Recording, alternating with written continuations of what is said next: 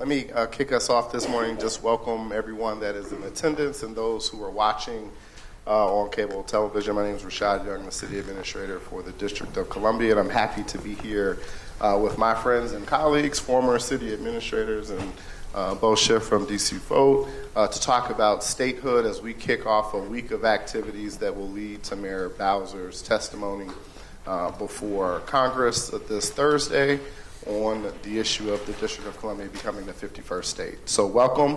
I want to turn it over to our moderator, the illustrious Tom Sherwood, who's going to lead us in the discussion about why statehood matters and it's important for the district. Nope. The city is flush. We all have microphones. Well, good morning, everyone. I want to thank the mayor and I want to thank the city administrator for inviting me to come to this panel and to be the moderator. I want to thank the panel for coming and everyone here and people watching on cable. Any one of these panelists, any one of them, could talk for the entire hour themselves about our government, how it works and doesn't work since home rule began in 1973-74. And they each certainly have a vision of how we would work and when we become the 51st state.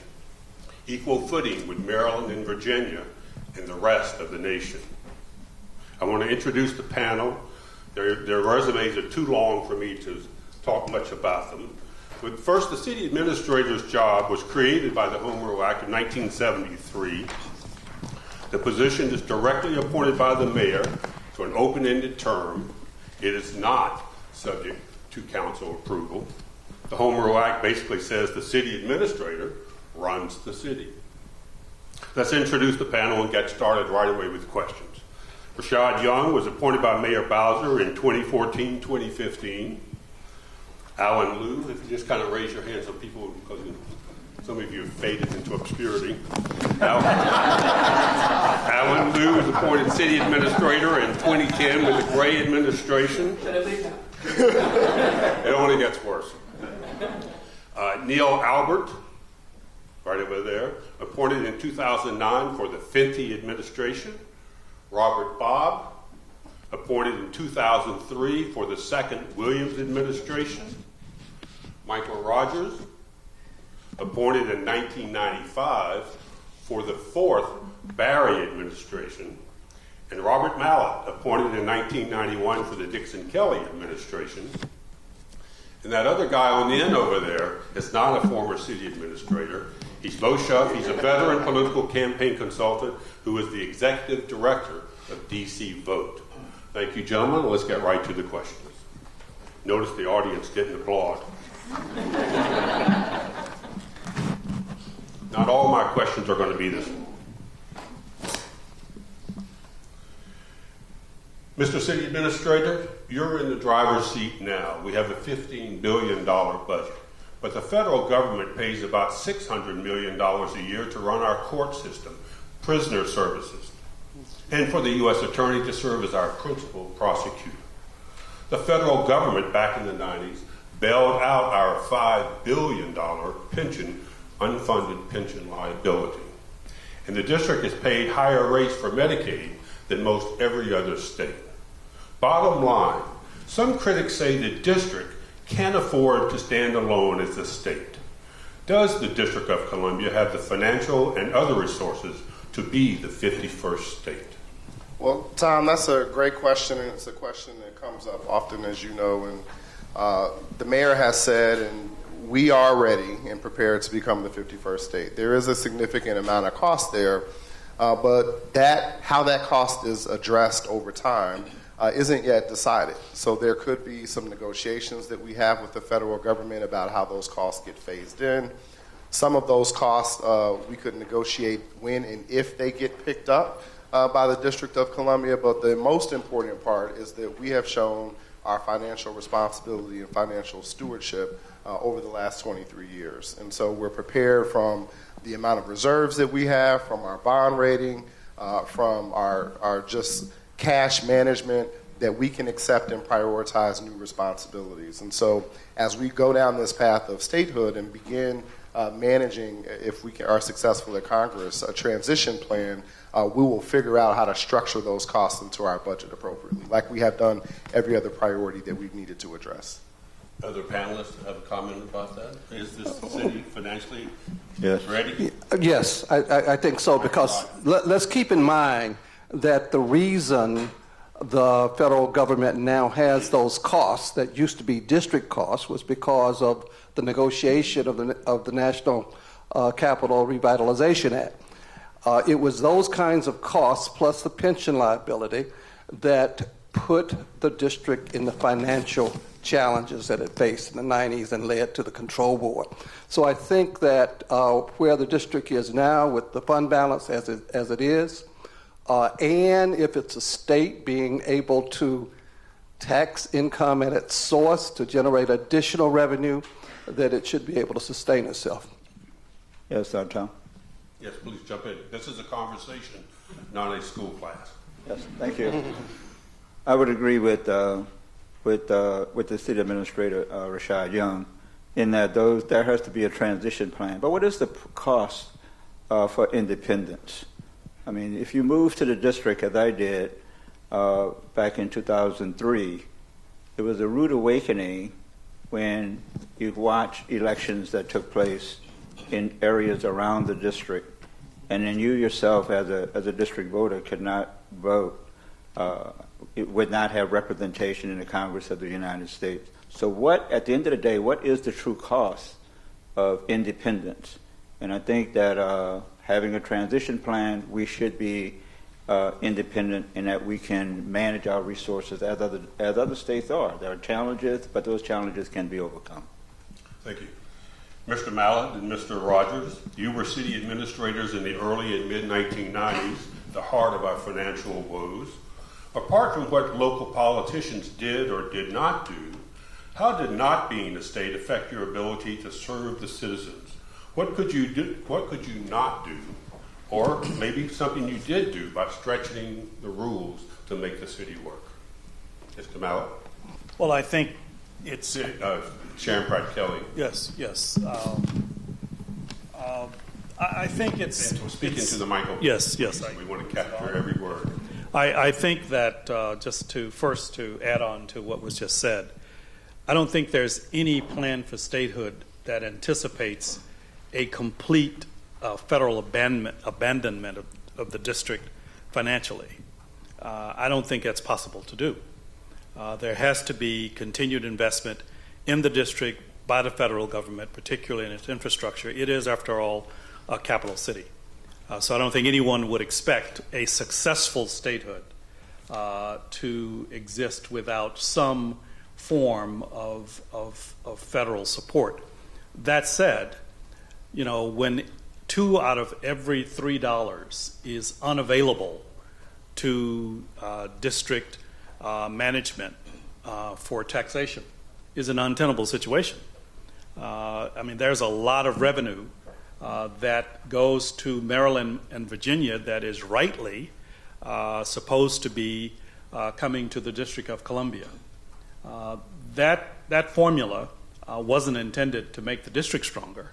It was intended, and it does, make the district weaker. So I think with 2/3 more dollars available for taxation, that would help us in the district. It would have helped us enormously invest in education, because when you have no resources, it's hard to invest in the things that make people want to be in a city.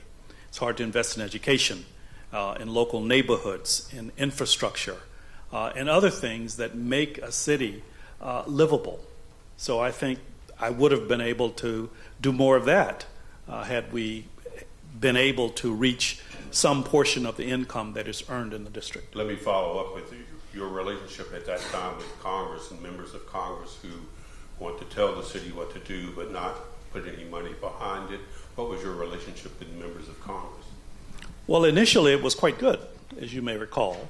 What is often forgotten is when they contacted us about preparing for this panel, they asked us what were your biggest accomplishments during the time you were in the administration. The mayor I worked for was Sharon Pratt Kelly. She had 2 that I think stand out. There were many, and I actually, when I reviewed the record over the weekend, I was really quite proud of that, given the circumstances. But One was the near doubling of the federal payment at the time. People often forget that.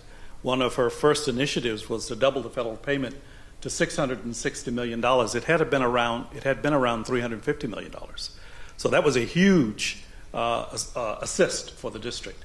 And the second that I think is the most enduring, because that federal payment remained flat for about 10 years after she was able to get it increased. The second and the most enduring, and actually makes me proud to be sitting on this panel, is the energy, emphasis, and education that Mayor Kelly went about educating the district, its residents, politicians in the region, and the Congress about the structural situation that the district faced. That all of this writing about how incompetent the district is and how it couldn't manage its finances was a fiction. In point of fact, it was born with a structural deficit. And unless that was corrected, you would continue to have these kinds of issues. And that the federal government had far more responsibility than it was letting on to. And part of the Revitalization Act addressed some of those issues in part. Mr. Rogers, you came in as city administrator in the fourth Barry term, just as the Financial Control Board was being put into place. How did that work as city administrator? And given what Mr. Mallett and others have said, where did race play a role in the city's relationship with Congress as you try to run the local affairs, but subject to the Financial Control Board and some say the whims of Congress? Well, let me say that That's a 2-minute answer. I understand. You know me. Yes, I do. So You're sitting next to me. let me say that on the issue of race as a factor in the balancing of the congressional and district relationship, that appeared to always be there, though not overtly. It was always there. We certainly felt it in 1997 when Senator Lawrence Fairclough, who was chair of the Senate Budget Committee of the district, actually wrote into the budget law to strip Mayor Barry of all operational responsibilities in government and transfer it to the control board. The mayor took homage to that, and there was a lot of discussion around the severity of that congressional action and the fact that it was not really justified, that the mayor had put forward a plan to the control board for closing the budget deficit. There were a number of actions on the table, but Lawrence Fairclough went at it anyway. I recall that the Reverend Jesse Jackson and a bunch of other advocates went down to North Carolina to that senator/pig farmer's location, and they did talk about race a lot. So in terms of motivation, it seemed to be something that was always there. Also, I would say that the district always had a disadvantage vis-a-vis the other suburban communities. That the fact that they had representation on the Hill and they had a vote, they could always threaten to go to the Hill. And that was precisely the circumstances I found myself in as city administrator in my first meeting, third day on the job at the Council of Governments, where the suburban members were really outraged and were talking about going to Congress to get them to put the Blue Plains wastewater treatment plant in the control board bill and create an independent authority to take it away from the district. That prompted a huge fight. And we were able to convince them to do an independent district authority under district law so that the district would maintain control of it, but with regional representation. We recognized that we didn't have the option to go tell them, jump in the river. We had to take their threats seriously because they had representation that we did not have. So that was always something that defined our strategies and how we approached our job here in the district. Alice, any thought you want to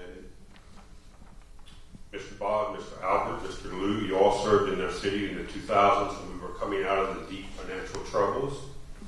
What do you best remember about trying to run the district, the financial handcuffs, the role of individual members of Congress that would be different under statehood? How would everyday citizens benefit from statehood? Mr. Liu, with you.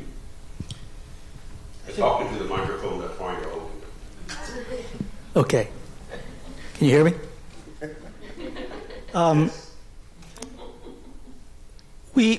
I think the biggest example I can think of was when we had a government shutdown in 2013, and we basically were subject to the whims of Congress.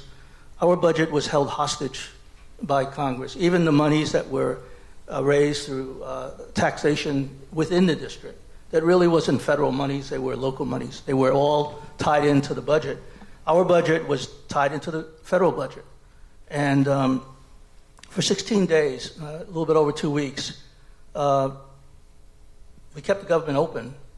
The mayor insisted we keep the government open, but we really had a limited amount of resources, surpluses that we were able to tap to run the government. But we were able to do that without blowing through the Anti-Deficiency Act and through really tight management of how we spent that money. And Delegate Eleanor Holmes Norton has since gotten the Congress to exempt the district from the Right. shutdown. Is that correct? Afterwards, yes. How does that work? Well, I think that it's a big plus. It's in terms of the district and considering that the services that are provided to Congress and to the federal government, many of these services are provided by the district, including when the federal government were to furlough tens of thousands of their employees, they would have had to go through the Department of Employment Services to get unemployment insurance. And if we were to shut down, I don't know where they would go for those benefits. And Tom, I know you asked that question of other colleagues, but I just want to contrast that experience that Alan has talked about in the shutdown of 2013 to the shutdown that we had this year, because of that language that Congress provided to essentially exempt the district from the federal government shutdown or give us the authority to spend our money locally. We were able to deliver services to the residents of the district uninterrupted, and in fact picked up some of the responsibilities that were the federal government's for a period of time around trash collection from the mall, for example. And so you had a circumstance where Alan was managing, trying to figure out how do I deliver basic services and with what money, to this circumstance where we could continue to provide the services that 700,000 residents and the millions of people that come here every day expect and deserve. And that's a big difference. And we shouldn't have to ask the Congress of the United States for the ability to deliver services locally. So while we had that protection and could do that work, it was only because Congress granted it to us. And that's not a question that a locality should have to ask the federal government to do that which it's responsible to do every day and have the resources to do. Well, during So the only thing I would add to that. Mr. Albert, I was going to ask you to jump in on this with the Fenty administration dealing with Congress and having to jump through hoops that no other state has to jump through. Well, the Fenty administration took office in the middle of a really deep recession. And a lot of the resources that were made available by the federal government at that time to help with the recession had to be negotiated. The fact that the District of Columbia didn't have voting representation put it at a significant disadvantage. So imagine if you're negotiating an increase in the Medicaid reimbursement rate. If you've got two senators sitting at the table with HSS, there's much more leverage. We were fortunate to have Eleanor Holmes Norton or Warrior on the Hill, but let's face it, she has as much clout as the Congress gives to her. And so in some of the specific reimbursements that came to states through that period, we were disadvantaged. We got less proportionate to some of the bigger states, to some states. But in my experience working with Congress, it just seemed that every congressperson had a particular interest in the district that really wasn't to the benefit of the district. So, for example, I'm not going to name them, but Maryland representatives want portions of our property that we used to house our juvenile justice kids because it was prime real estate.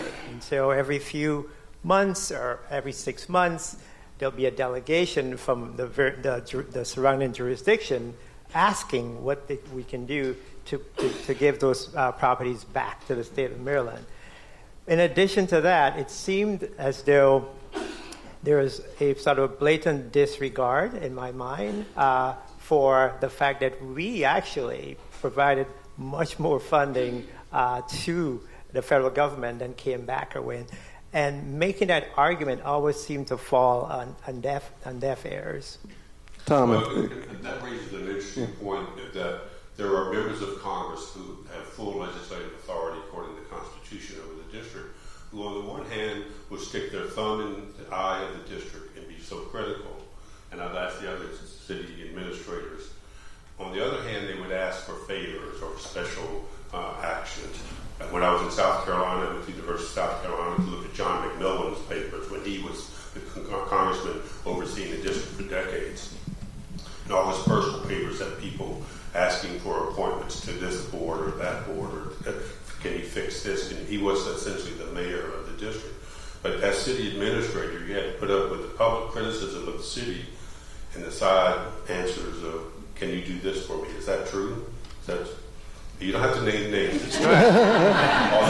It's true. Yeah, no names, but it whisper them to me. It's true. It was true. I mean, there was one congresswoman who, to remain nameless, whose daughter worked in D.C. public schools, who didn't like the school that her daughter was placed in, and so I got a call to see if there was anything that I can do. The kid certainly had a good heart, wanted to contribute to the education reform efforts here in the District of Columbia, but not necessarily at her school.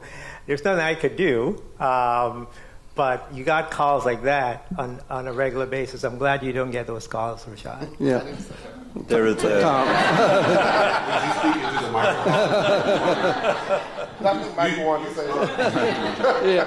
Did you get calls like that? Sure, but what I want to talk about is the fact. Well, no. Let me. I think this is important. I've been dying to say this because it's been a bug I've been sitting on for about 20 years. I got it. As Neil pointed out, suburban members sometimes wanted district assets, like you talk about the youth facility. During the negotiation of the Revitalization Act, we were told to close Lorton, and there were 3,500 acres of land out there, and we still owed $103 million in bonds on that land. But the land went to, guess where? Fairfax County, to the jurisdiction of the House Budget Committee chair, and Tom Davis. And what's there now? Laurel Hills community and a beautiful golf course.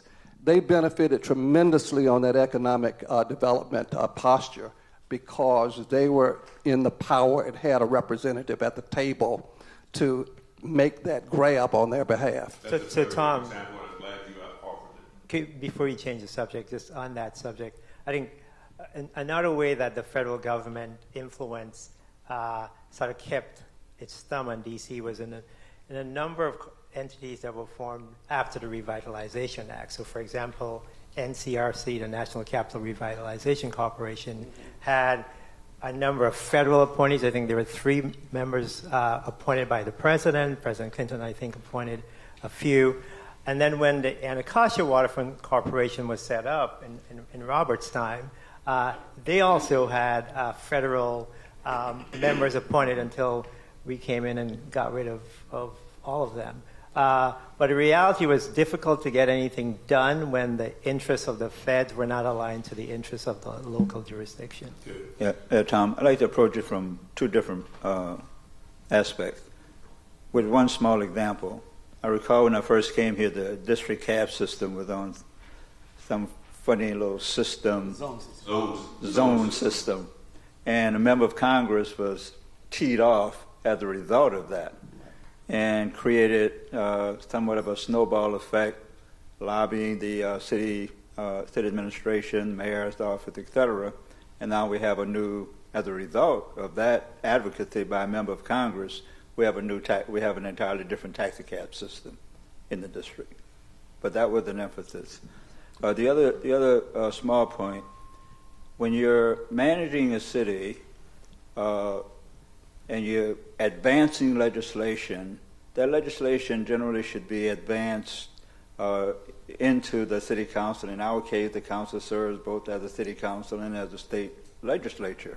And that's where it should stay, within the body politics of the District of Columbia.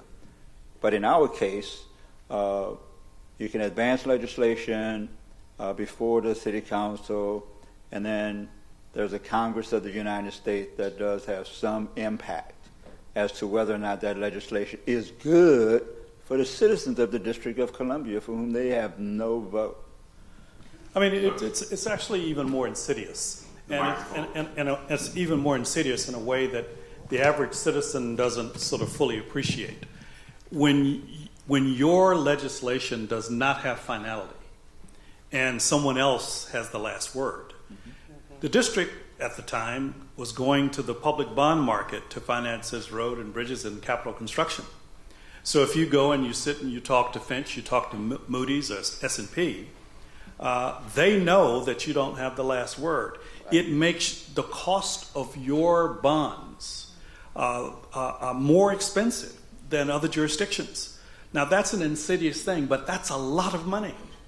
It lowers your bond rating, and it really is a way of undermining a jurisdiction. Now, most people just, that's too arcane, they don't understand it, but it's incredibly important to citizens. And to that point, I mean, we're very excited and proud that we have been raised to AAA by Moody's, but clearly when we go to the rating agencies, as we've gone every year for the issuance of our debt, we're directly told by S&P and Fitch that the reason that we're not AAA, given our high reserves, we're at 60 days cash now, our financial strength has never been better in the history of the District of Columbia. The reason that we're not AAA by all three rating agencies is this issue of federal control. And while the federal government has not in the last several years routinely inserted itself on our legislative issues, they have in some and continue to do in some areas, but not as a routine matter. The fact that they could has prevented us from being AAA and therefore costed us millions of dollars over the life of an issuance because we cannot get that AAA rating. The threat is all they need. The threat is all they need. And they've been very clear as to why. Very quickly, I want to go to the person that's been quiet the entire time on the end over here to my left. I think every one of us around this, every one of us in this group had to have produced, for them to produce any successes during their tenure, they had to have baked into the process the federal legislative involvement and factor that in. And those of us that were successful in implementing any major challenges really got smart at doing it and learned, and their staffs learned to include that in the process and maybe to work with the Congress to try to merge these steps into somewhat of a seamless process, but certainly a process that is way out of in terms of other states and other jurisdictions and the kind of things that most of these other jurisdictions would never experience that we have to deal with. And I think we're probably unique in the entire country that we are, we don't have a state legislature and we don't have a state government. Okay, thank you. We are still essentially, despite the freedoms we do have, we are a federal agency in many respects. Mr. Beauchef, DC vote. My far left, your right. You're helping to organize the turnout for Thursday's statehood hearing on the Hill. There is a tremendous lack of knowledge about the district not only out in the country, but among many members of Congress. And you've heard the frustrations the city administrators have in trying to do something for the city. What is the clearest message that your group hopes to deliver on Thursday? The message. There's sort of a few messages that we anticipate hearing on Thursday. Some of them. I asked for the clearest one. You're fine. The clearest message is, I think, what has been said by this panel. And first of all, let me thank you all for including me in this conversation and adding the advocacy and activism lens to this work.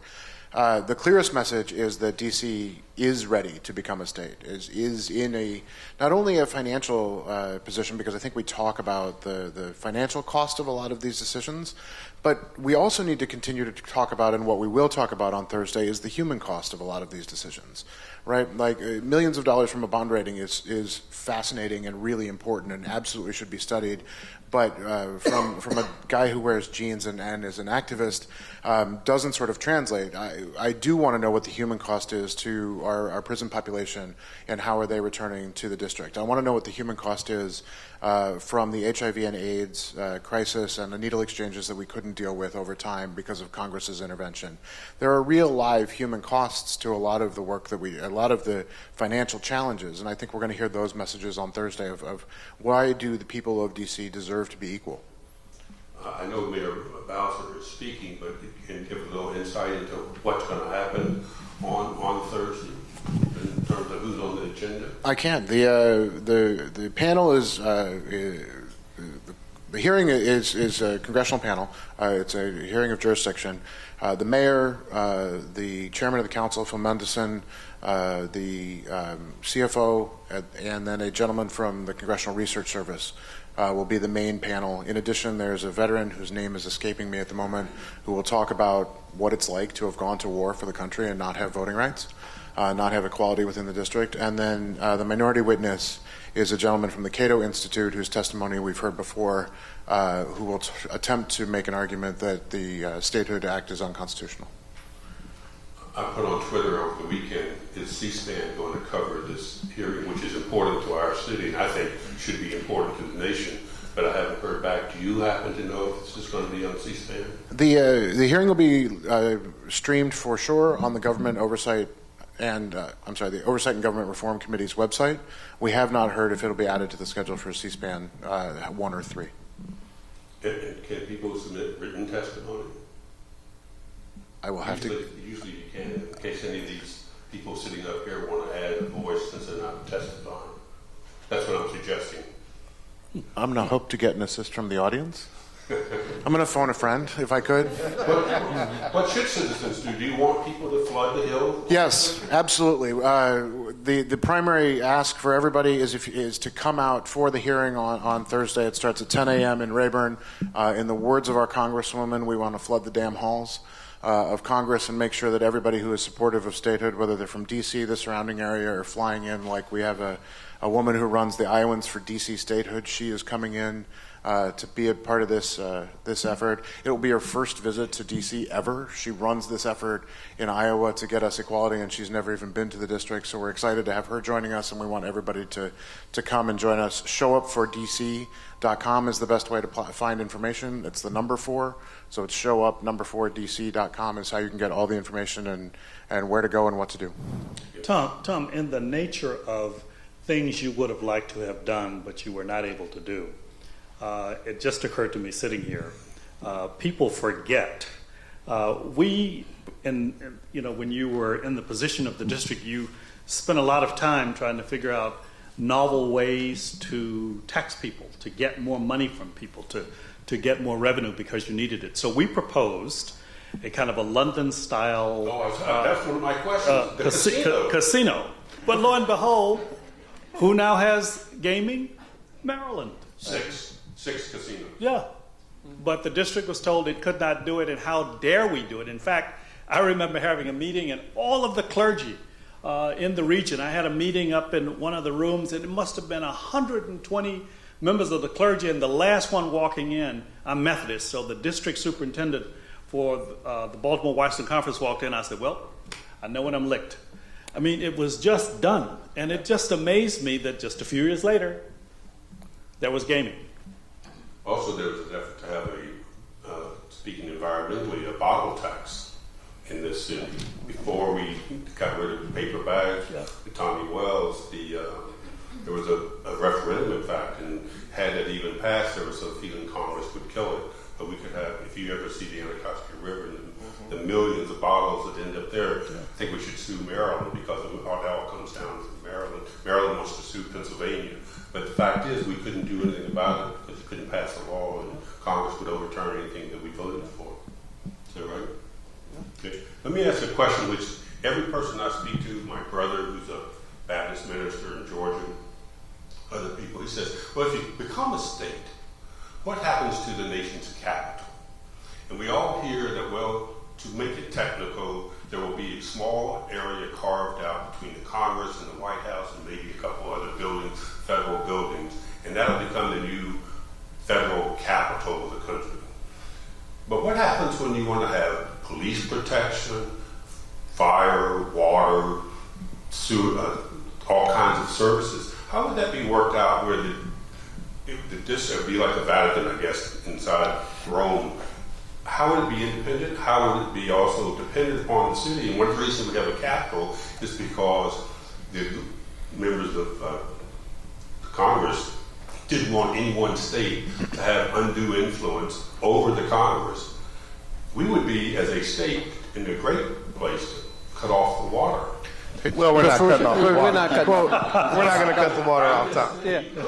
Yeah. But- Once you get statehood, they Tom. can take it back, Yeah. and you can impose the But- meter tax and but cut off Tom- the water, but and Tom- President Trump would have to bathe somewhere else. Every state across the country it sits inside a capital city, and those cities provide services to the state. That's right. Yeah. And that would be the same circumstance here with the federal government, I'm certain, for the federal enclave, as it's called, which is basically down on the mall. So, those would be negotiated services that are provided. It would be a negotiated relationship, and it wouldn't be unlike the relationship, I think, between a state capital Or unlike and the in a city. relationship Or we have federal now. territory. Yeah.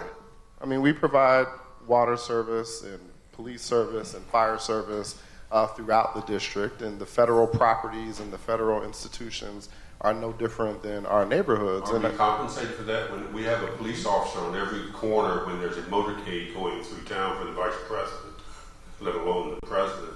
Are we truly compensated for those costs? we have a federal payment that we receive that is to cover the extraordinary security costs that the district provides that no other jurisdictions provide to its capital. Is that revenue sufficient to cover that cost? Absolutely not. It is not, and that is a negotiation that we have each and every year with the federal government about how that cost gets covered. But we do that work nonetheless, and we would continue to do that. Gentlemen, with that also, though, and go ahead, Bo. Let me jump in a little bit on the cultural aspects of this. The district that we're talking about presently, which is combined really between two entities that are in a bit of conflict. It is the residents of the district who live, work, and go about their daily lives like everyone else, and it is the actual capital of the country. And those don't peacefully coexist all of the time. And there is no reason why we shouldn't restore a nation's capital that belongs to the people of the entire country in the federal district and preserve the state of Washington, D.C. for the 700,000 people that live here.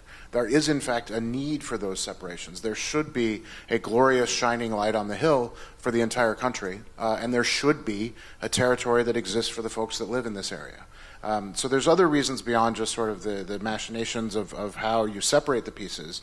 But at the end of the day, every single state has federal territory within it. And all of those buildings and all of those territories need water and sewer and trash removal, and it's all worked out on every other state. There's no reason that this would be any different. Neil Albert, well, now I'm back in. Neil Albert, you are, I think, still have the D.C. Downtown Business Improvement District? Yes, as of today. You haven't checked your emails? No, I haven't checked my emails. If this new federal enclave were created, would it include any buildings where any per people now live? What would it do? What would it look like? Would it just be simply drawn very narrowly into federal buildings? What would happen to ICE down on 12th Street? So there are a number of federal, there's about 21 million square feet of federal interest in the downtown DC area. They do actually pay an assessment to be there, which supports the bid and the city. I don't know what would happen. It would sort of be impossible to carve every building, federally owned building, in the bid out. And so, as Bo said, maybe the small sort of interest enclave on the Capitol is probably where the carve-out needs to happen. But I think the conversation should be a different conversation about sort of what gets carved in and what gets carved out.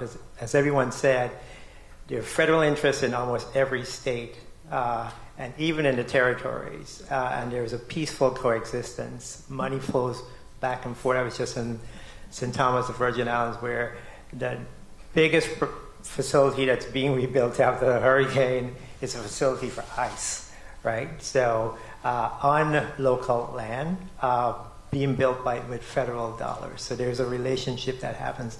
I think the equation that we need to figure out is, how does this transition happen? What is the sort of economic benefits for the transition? In 2010, I think Brookings did a study that suggests there's $2 billion worth of taxes that are a tax revenue that's left off the table because we don't have the ability to tax income at its source, like most other states do. Rashad said there's about $600 million in local costs, be it for the prison system, the pension fund, etc., that we may have to take on. In my estimation, that's still a net $1.4 billion in revenue. What does that do? It means I can pay lower taxes as a resident of the District of Columbia. It means that I can have money to invest in schools, in hospitals, and many of the other things that the District of Columbia so terribly needs. I wouldn't get too hung up on the ability to draw the federal enclave. Right. We do that extraordinarily well. There are over 100 countries in the District of Columbia that are sovereigns. They have embassies that are sovereign to that nation. So we know how to do this. And you provide the water and we provide this extraordinarily Bowling well. Air Force, and we've been doing it for years. Bowling Air Force Base. Bowling Air Force Base. Yeah. You got it. Every embassy on Massachusetts Avenue and 16th Street, it's all done. So that's a canard. We do that very, very well. Let me ask you. Can I add something? Yes, please. When we were building the convention center in Washington, one of the things that we realized was that we were on the same power grid as the White House. So this is an invisible thing, a map that we don't even see, and we had to be sensitive to the fact that that we were on the same grid as the White House. And I think there's so much that goes on in day-to-day operations that work because of the relationships that we already have and because of the people that we already have working for the city. That these issues about jurisdiction and how do you manage that's something that's probably the least of our headaches. Okay, well, let's look at it from the point of view of a citizen who lives in Maryland or Virginia and now works in the District of Columbia. We become a state and we want to do a tax. Would that person pay more taxes on top of what they pay to Virginia or Maryland? Would the district in Maryland and Virginia work out an agreement where the district would get 2% of that income tax, or we'd take it all? How would it work for the people who are saying, well, I wouldn't mind the district being a state, but I don't want to pay taxes to it? Sure, and the mayor's view on this issue of the commuter tax has been that that's not in our plan or thinking about how we would address this issue. But you could do it, right? I mean, once you're a state, you can say, look, if you work in our city, like every other jurisdiction in America, you have reciprocal taxes. You tax the money where it's earned, not where the person lives. Well, sure, in the theoretical, but I guess what's important is that our position has been we can achieve statehood without the issue of the commuter tax being the way in which that we have to address this cost. So there's a significant cost here that we all have talked about and will continue to be discussed around what do you do about federal prisoners, what do you do about Medicaid reimbursement, what do you do about the pension costs. And so what the message is the district has been able to manage successfully its priorities over its history, and even stronger as each ensuing year has gone. And so how we effectuate a transition to a state and what that negotiation with the federal government is around those financial responsibilities is work yet to be done, but shouldn't and wouldn't preclude us from being a state, and doesn't rely on the issue of a commuter tax. On that issue, so Mr. Liu and Bo Sheffoff brought this up. If we were to become a state, or do become a state, those federal, there's a tremendous effort on Capitol Hill by members of Congress to move agencies from out of the Washington area, not just the city, but the entire region. If we become a state, I'm just wondering, would that make it easier or encourage more members of Congress to take federal resources out of our new state and take it to their states? I don't think so, because I think the locus of concentration for federal activity is Washington, D.C. However you draw the line of the federal enclave and what's included in the district versus the state doesn't change the fact that the locus of activity for this nation's federal work rests here.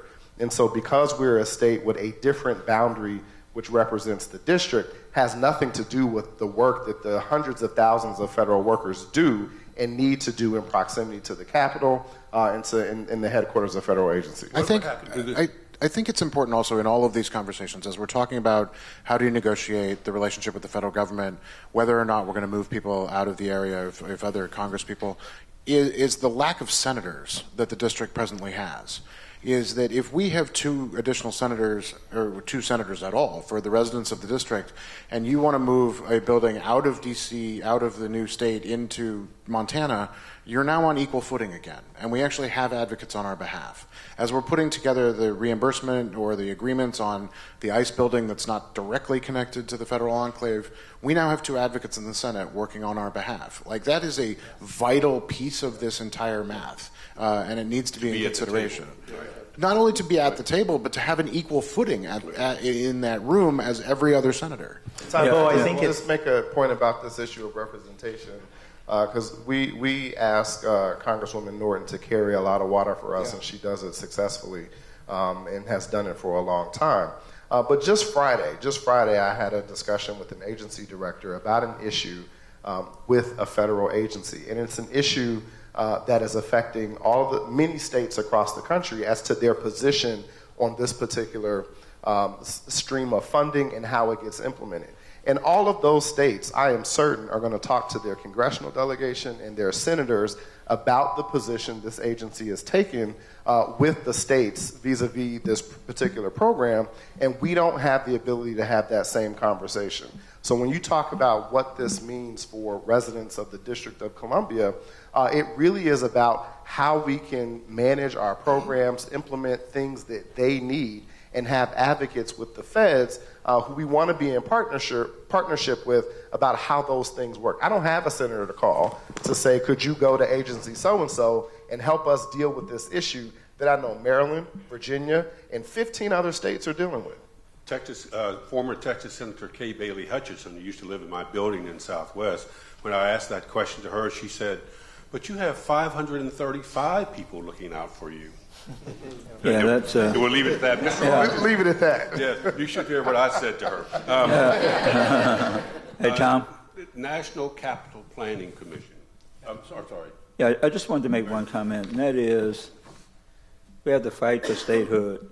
And once we are over that hurdle, we can negotiate all of these other things that we're discussing. If we get into the conversation about let's negotiate all of this up front, then I think it's going to kill our effort to become a state. I mean, as everyone has stated, there's a lot of issues which has to be negotiated, so we have to get over the main hurdle first, and then dive deep into the negotiations on all of the issues that we've discussed. But if we try to solve all of those issues up front, I think it takes away from the fight. I agree with that, but when people I talk to, they say, well, if you become a state, then you can put Crystal City-like buildings on K Street. I said, we already have them. They're just half the size. That we can really change the nature of what people see as the nation's capital. And we have 20 million plus visitors who come. Many of them come to see the federal capital, and they don't even know the District of Columbia exists. But we could radically alter what Washington, D.C. is beyond changing the name and how the citizens are served. But Tommy, and what happens like the National Capital Planning Commission, a federal agency appointed by the president, has incredible say over what can be built, not just here, but in the entire national capital region. It can just really, I guess it would have the same authority. Well, hopefully there wouldn't be a Commission of Fine Arts. Hopefully there wouldn't be that. I mean, I think having an NCPC and they're great organizations, but suggest to a city that it doesn't have the capacity, intellectual and other capacity, to actually run development. There's a cost to developers and business owners for having NCPC and some of these other oversight committees that are here in the District of Columbia. The Zoning Commission is a good example. While there's local representation on the Zoning Commission, there are 2 or 3 federal representatives who don't necessarily have the same agenda as the local representatives. I think if you talk to the development community, they'll tell you that there's a real dollar cost of having to deal with these federal entities as it comes to development. Mr. Bob was right that if you get ahead and you discuss what it would be as opposed to whether we get to do it or not is a really important issue. But we're about out of time. Just if there's anything, I'm not going to call on you. But Tom, I just want to summary. Just want to acknowledge. Thank you very much. So you do have some power. I do a little bit, just this much. I just want to acknowledge the mayor's senior advisor, Beverly Perry, who joined us. Oh, I would have done that if I had seen Beverly is our leader on statehood in the Wilson Building and for this administration.